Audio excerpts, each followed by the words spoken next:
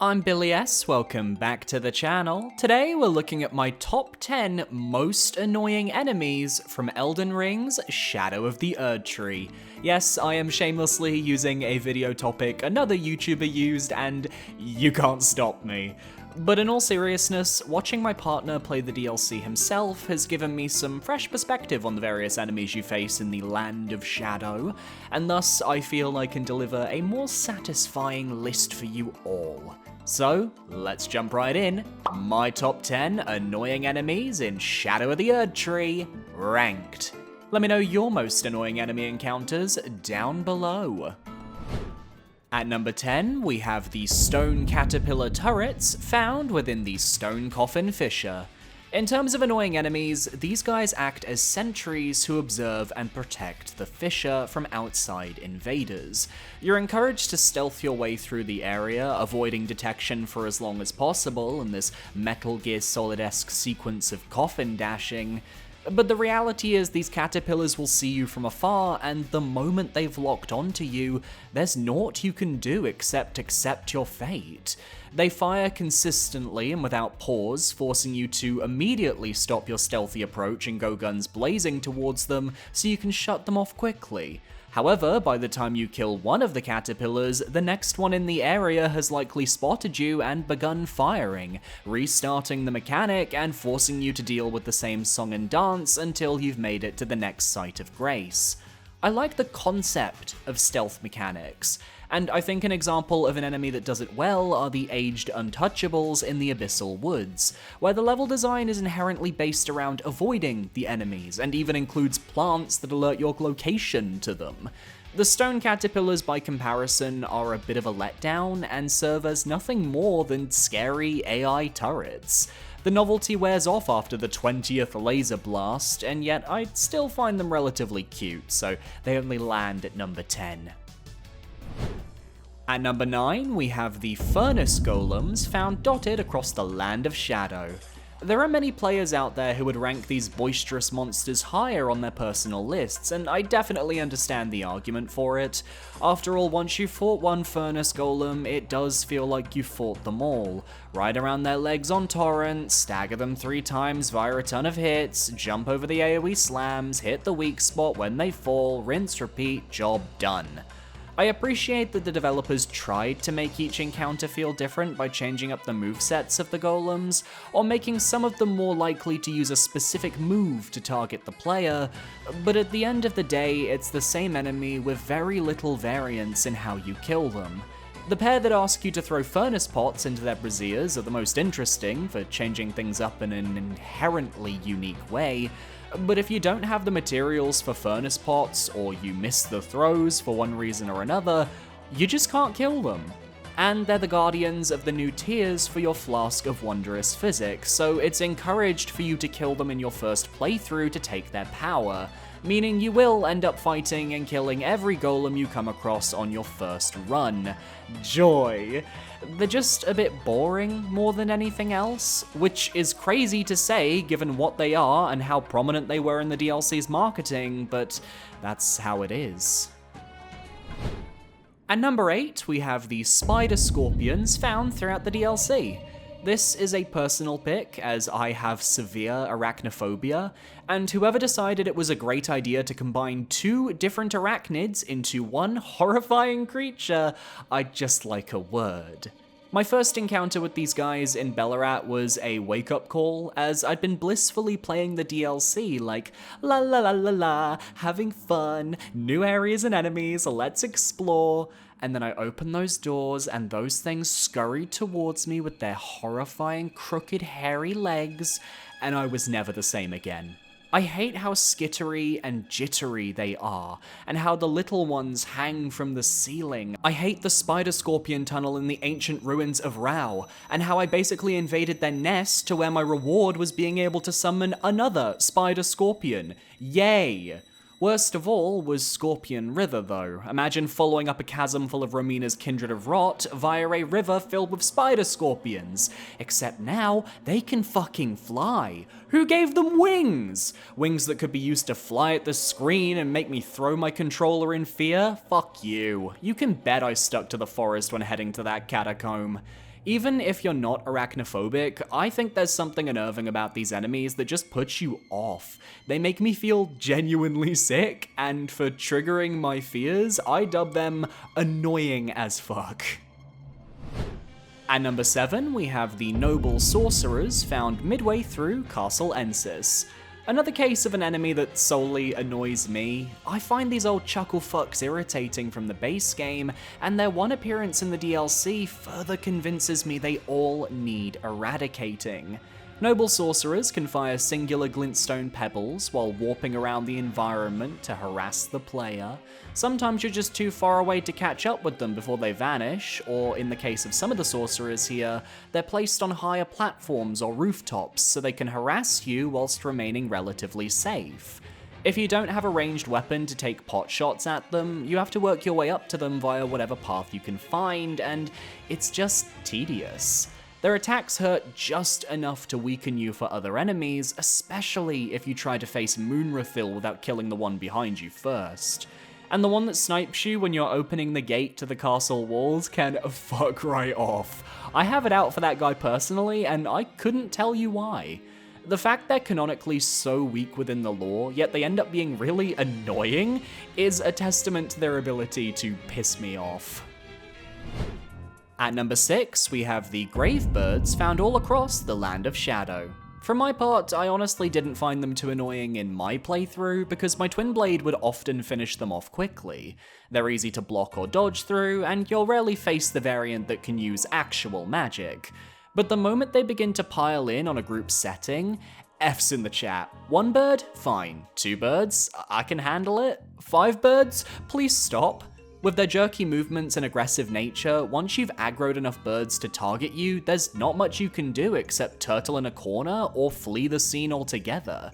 Then you run into the magic variants and realize you can't escape because their dark flame attacks will follow you to the ends of the earth. And they're always in the most annoying spots when you want to collect items in the overworld or when you're going across narrow cliff paths.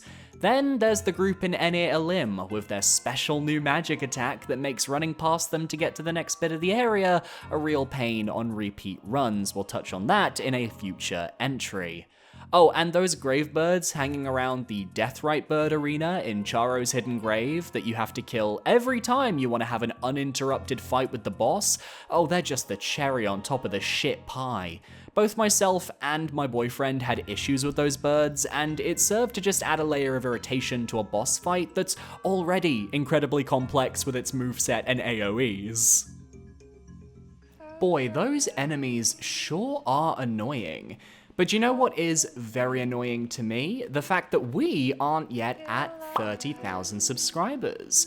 That is my goal for the end of the year, trying to reach 35,000 subscribers. Didn't really work out, so we're going for 30 instead.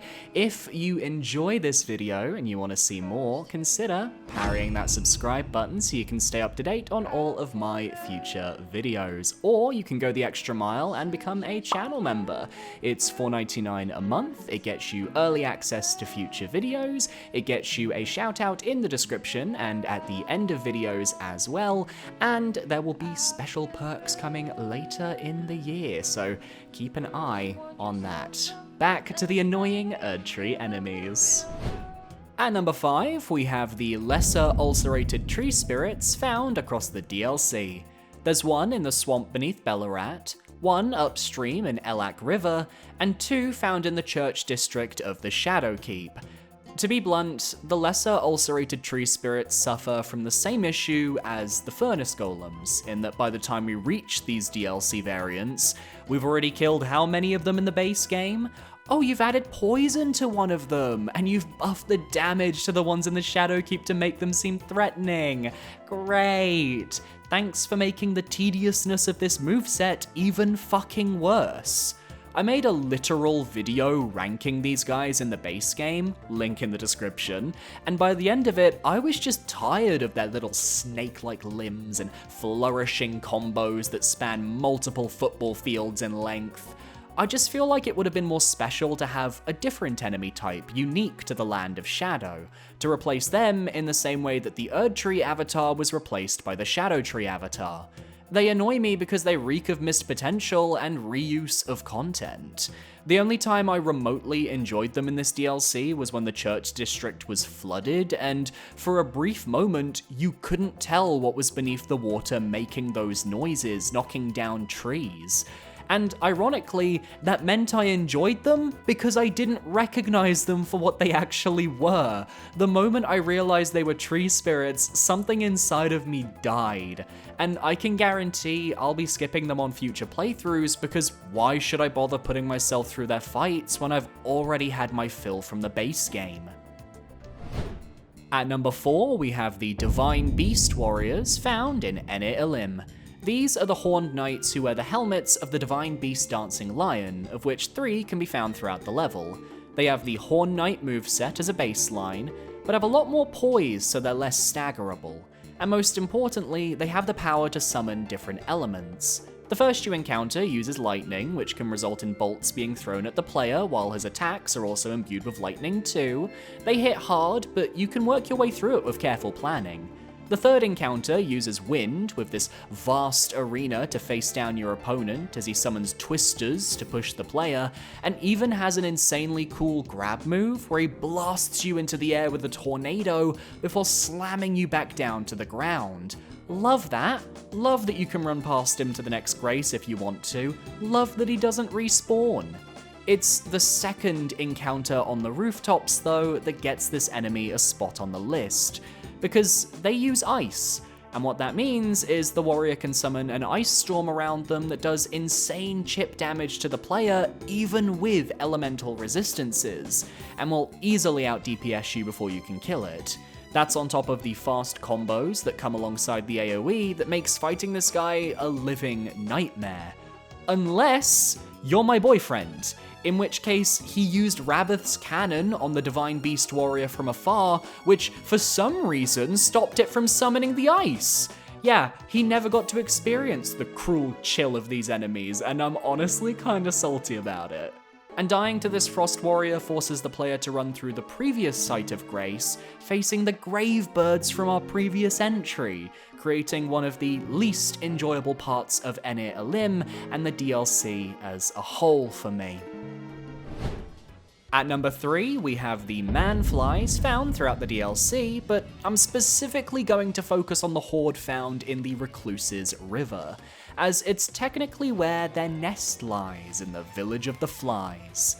These guys are the reincarnations of the blood insects from Ashes of Ariandel in Dark Souls 3, what with their ability to swarm the player to the extent that you'll see your health plummet near immediately, to their ability to chain combo you with their grab attacks. How many times have I been caught by their grab, gotten out of said animation, only to have another fly off screen, catch me in a roll to grab me again? More than I care to admit, I'm not gonna lie. They move fast, they always come in packs, so when you think you've killed them, there's always another one to face. And when they back up tougher enemies like the Curse Blade outside their home village, they can become very annoying minions that the moment you take your eyes off of them, another grab is on the way. The ones that vomit poison are a bit less annoying, but somehow extremely accurate with their shots, to the point where I'm convinced they have an aimbot of some sort to take you out. Watching my partner also attempt to handle the Manflies was enough justification to include them on the list, though he was lucky he completely missed the Village of the Flies while in that area. He was right outside their doorstep, but instead went left down the cliff instead. A blessing in disguise. Enemies whose main focus relies on them ambushing or overwhelming the player by sheer numbers don't appeal to me, as it feels a very cheap way of catching the player off guard, and these guys really represent the worst of it. At number 2, we have the Horned Shamans found in Erdtree. As far as I know, there are only 2 of these enemies in the whole DLC, and yet they've built themselves a legacy as some of the most irritating creatures in the Land of Shadow. One is placed on a long staircase leading up to the next Site of Grace, while the other is placed on a balcony further up that you can only reach after getting to the next Site of Grace. And the moment they see you, they begin speedcasting Spira like their life depends on it. It feels like the spell comes out faster than usual, forcing you to run as quickly as you can to get up the stairs to take out the first shaman, where if you hesitate for even a moment, you're going to get stagger caught in the Spirit Blasts and probably killed. Then you have to run up the second set of stairs, dodging a regular enemy so you can get the opening door iframes to get to the Site of Grace. It's ridiculous, straight up an unfun portion of the level that feels incredibly punishing right after facing a Divine Beast warrior just a moment before. And since that warrior respawns, anytime you die to the Horned Shamans, you have to face the Lightning Divine Beast warrior every time before retrying their Staircase of Doom. How did this make it through testing? And who thought this was actually fun? Aaviier itself feels so unfinished from a scenario perspective. It's like they had the actual zone made, but didn't know how to properly fill it with enemies, and it turned into, let's just put the worst ones and see how angry we can make the player. Spoilers, it worked. But there's one enemy type that took home the annoying crown a tad bit more. At number 1, we have the lampreys found at the various finger ruins. These slug worm-like creatures seem unassuming upon first glance. One might shoot a fingernail sorcery at you and you'll think, ooh, homing angular shots, how interesting. And then in the distance you see a flash of pink, and suddenly you're sniped off of Torrent, paralyzed in midair, and another lamprey appears in front of you to give you the suck. You've just met the lamprey snipers, and they are the bane of any Finger Ruin explorer's existence. To begin with, they have insane range, able to detect and fire at you from extremely far away.